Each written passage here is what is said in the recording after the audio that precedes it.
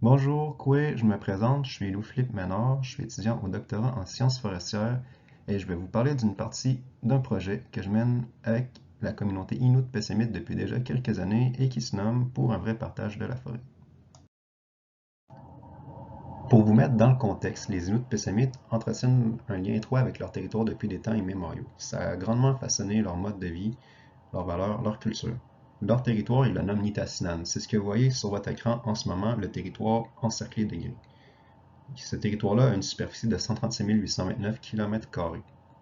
Les lignes rouges que vous voyez sur ce territoire-là, ce sont des lots familiaux. Ce sont des parties de territoire qui sont attribuées à certaines familles qui vont y pratiquer leur mode de vie. Donc, on peut penser à de la chasse, du piégeage, de la pêche, par exemple. Ce que vous voyez en vert dans le bas de l'écran, c'est la réserve de Pessamit qui a une superficie de 255 km². Selon le dernier recensement, il y aurait 2848 des 4092 membres de la communauté de Pessamit qui habiteraient sur cette réserve-là.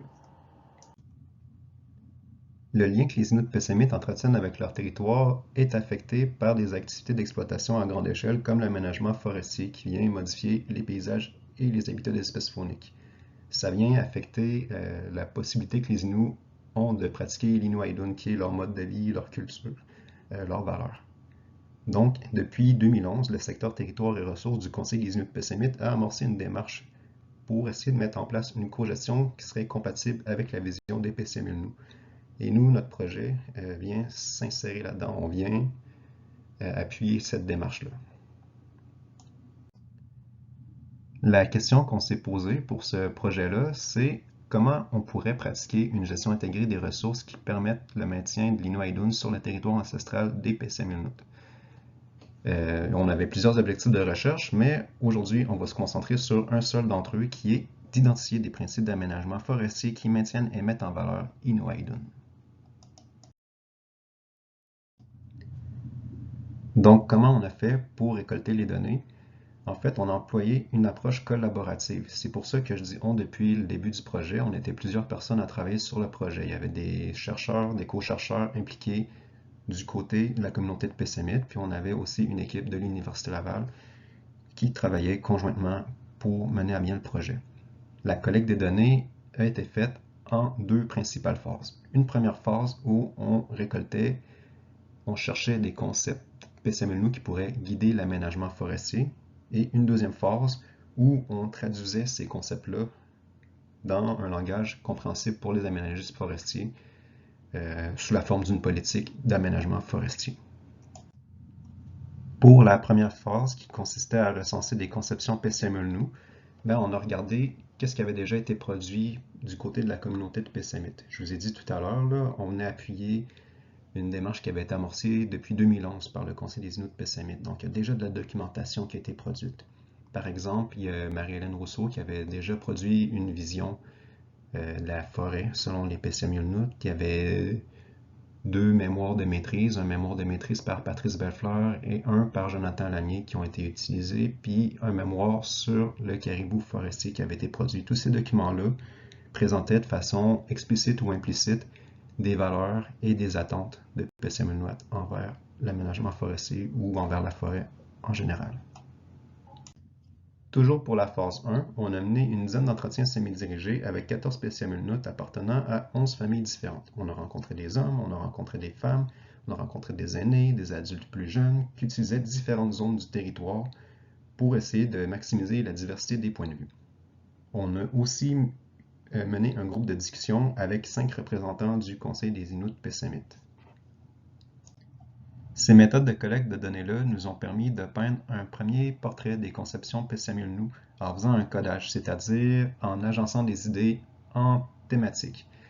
Puis, par itération, on a retravaillé ce portrait-là au cours de séances de co-construction avec des co-chercheurs de la communauté, ce qui nous permettait en même temps de valider que les analyses correspondaient bien à la vision des membres de la communauté. Une fois qu'on avait un portrait assez abouti, on traduisait les concepts en des termes qui étaient plus compréhensibles par des aménagistes forestiers, en faisant une politique d'aménagement forestier, toujours au cours de séances de co-construction. À la fin de tout, on avait une grosse séance de validation qui a eu lieu avec 5 employés du conseil. Il y avait trois de ces employés-là qui faisaient partie du groupe de discussion et un qui faisait partie des entretiens semi-dirigés. Donc, les conceptions PCMLNU, ça a donné le tableau que vous voyez là. Je vous l'ai mis pour que vous puissiez peser sur pause pour le regarder plus tard si vous voulez. Pour l'instant, ce qu'on va retenir, c'est qu'il est composé d'éléments de vision du monde, de valeurs et d'attentes. Je vais vous présenter les éléments de vision du monde et les valeurs dans les diapositives qui suivent. Le premier élément de vision du monde qu'on a répertorié, c'est Kasinu-Chekwan Inuit-Mekwan, selon lequel dans la nature, tout est vivant, tout est interrelié, que ce soit les Inuits, les animaux, les plantes, l'air, l'eau, les roches. Toutes ces composantes-là vont être importantes, vont avoir leur rôle à jouer. Si on a un impact sur un de ces éléments-là, ben, on va avoir un impact sur les autres éléments du territoire. Donc, il faut avoir une vision holistique de l'aménagement forestier. On devrait se diriger vers un véritable aménagement intégré du territoire qui prend en compte tous les éléments dans son ensemble, si on veut respecter le concept de Kasinu-Chekwan et Niue-Mekwan. Le deuxième concept qu'on a répertorié, c'est le Nuchimiulnu. C'est l'Inu qui vit dans le territoire, qui a développé un lien particulier avec le territoire, qui guide sa façon d'être, de vivre, le Nuchimiaidun, donc le mode de vie, la culture Innu dans le territoire. Être Nuchimiulnu, c'est d'interagir avec la nature et les autres autochtones et allochtones dans un esprit de partage et de collaboration.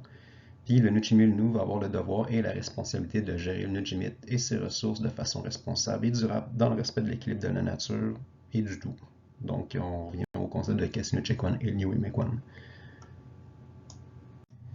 L'analyse de données a permis de faire ressortir 4 grandes valeurs principales auxquelles des attentes sont aussi associées. Mais pour l'instant, on va se concentrer sur les valeurs. La première d'entre elles, c'est la santé des Nujimit. Donc, pour pratiquer leur mode de vie, les Inuits vont avoir besoin d'un territoire de qualité qui permet de pratiquer l'ensemble des activités qui sont associées à Nujimiaidun, la deuxième valeur, donc le mode de vie, la culture, les valeurs en lien avec le territoire. La troisième valeur qu'on a identifiée, c'est le partage et la collaboration qui vient guider les interactions avec le territoire et les autres utilisateurs du milieu. Et la quatrième valeur, c'est les devoirs et les responsabilités que les gens vont avoir envers le territoire, donc pour maintenir un territoire en santé. Là, on a fait le tour des conceptions PCMLNU, puis tout à l'heure, je vous disais qu'on les avait traduits en directives qui étaient compréhensibles pour des aménagistes forestiers. Donc, c'est ce qu'on voit en ce moment, c'est ce tableau-là. Pour l'instant, on va retenir que le tableau est composé d'axes, d'orientation et de principes de gestion du territoire. Les orientations, c'est des buts, grands buts généraux qu'on doit atteindre pour faire un aménagement qui est compatible avec notre Jemi-Aidun. Puis les principes de gestion du territoire, c'est des lignes directrices un petit peu plus précises, mais quand même générales, qui sont à suivre si on veut produire un aménagement forestier compatible avec notre Jemi-Aidun. On a créé les axes par la suite. C'était principalement parce qu'on voulait expliciter le lien indissociable qu'il y a entre le territoire et Nujemi-Aidun, ce qui a créé l'axe intégrité bioculturelle et l'axe conciliation et autonomie a été créé par la suite pour lier les autres orientations. Donc on va regarder ça petite bouchée par petite bouchée dans les prochaines diapositives. La première orientation dont je vais vous parler, c'est de maintenir et restaurer la santé du Nujimit. Il y a 4 principes qui lui sont associés. Donc pour atteindre l'orientation, on va vouloir que la gestion du territoire maintienne et restaure la diversité bioculturelle, les services écologiques, la qualité de l'environnement, puis on va aussi vouloir que la gestion du territoire contribue à la lutte et à l'adaptation au changement climatique. Le prochain principe, ce serait de protéger et valoriser Nujemi-Aidun. Donc il y a 6 principes pour y arriver. Donc, on va vouloir que la gestion du territoire maintienne et valorise le lien sacré que les PCMUAT entretiennent avec le Nujimit. On va vouloir aussi qu'elle reconnaisse la valeur culturelle Innu du Nitassinan comme un élément fondamental et caractéristique du territoire. Donc, on va vouloir qu'il y ait une reconnaissance de cet aspect immatériel-là, pas seulement des ressources matérielles qu'on trouve sur le territoire. On va aussi vouloir que la gestion maintienne les différentes composantes qui permettent de pratiquer Nujimi-Aidun. On va aussi vouloir que la gestion du territoire vienne protéger et mettre en valeur les sites culturels et patrimoniaux des PCMUNUAT. On va vouloir qu'elles reconnaissent et intègrent les droits, les besoins, les valeurs, les intérêts et le bien-être des PCMI-UNOAT. Et on va aussi vouloir qu'elle intègre et valorise les savoirs et les expertises autochtones. Donc oui, les savoirs scientifiques vont être importants, mais il faut aussi faire de la place aux savoirs et aux expertises autochtones. La troisième orientation qui figurait sur le tableau de tout à l'heure, c'est d'assurer le vivre ensemble. Il y a 5 principes qui sont à respecter pour atteindre cette orientation-là. Donc, on va vouloir que la gestion soit faite dans l'intérêt de la population locale, autant les Inuits que les Allochtones qui sont sur le territoire, puis aussi qu'on tienne compte des générations futures. On va aussi vouloir que la gestion du territoire intègre les valeurs, les intérêts et les besoins des divers acteurs du Nutatinam. Donc, encore une fois, pas seulement les PCMI-UNOT, mais l'ensemble des acteurs du territoire. On va vouloir que la gestion repose sur des connaissances rigoureuses. Puis ça, ben, c'est autant les savoirs Inuits que les savoirs scientifiques ou que les autres sources de savoirs locaux auxquels on a accès. Puis on va vouloir que la gestion valorise la co-création des savoirs. On va aussi vouloir qu'il y ait un processus de concertation qui soit fait avec tous les acteurs du territoire, donc pour avoir des décisions qui reflètent les besoins de chacun. Puis on va aussi vouloir que la gestion soit faite selon un principe de précaution qui permette d'assurer la pérennité de l'ensemble des ressources du territoire. La prochaine orientation, c'est de stimuler la vitalité socio-économique. Il y a 3 principes qui lui sont associés. Le premier, c'est qu'on veut que les retombées socio-économiques priorisent la population locale, tant autochtone qu'allochtone, et leur génération future. Ensuite, on va vouloir assurer et promouvoir une diversification économique. Donc, ne pas juste se concentrer sur la récolte de matières ligneuses, mais voir les autres possibilités qui s'offrent à nous.